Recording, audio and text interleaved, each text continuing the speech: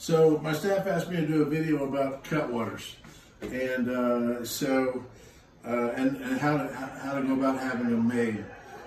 We've built several. Normally most of our welding equipment is for the trailers. We build trailers, custom-made trailers for the hobby. We also build custom-made Coast Guard approved fuel tanks for the hobby. So, it's the perfect extension of what we do is in the cutwaters.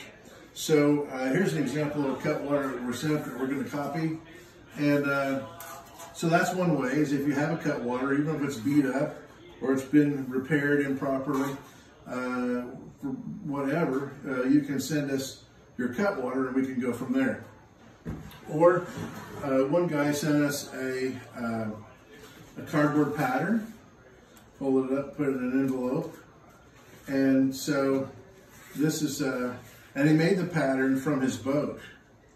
And then on the pattern, he put down the distance,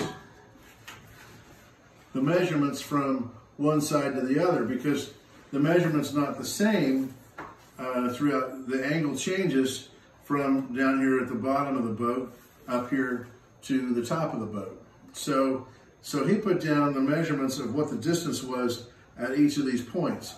And so you can do the same. You can send us a cardboard pattern. You can put down the distances at the measurement across here at each of the screw holes, and then we'll use that information to build you something like this. We start with mirrored stainless steel. We have it water jetted. The program is in AutoCAD for the boats that we've done so far. And we have it water jetted, and then we weld it together, and then paying attention to those measurements from side to side, and then we polish it and we send it to you. So hopefully we can take care of your cutwater needs.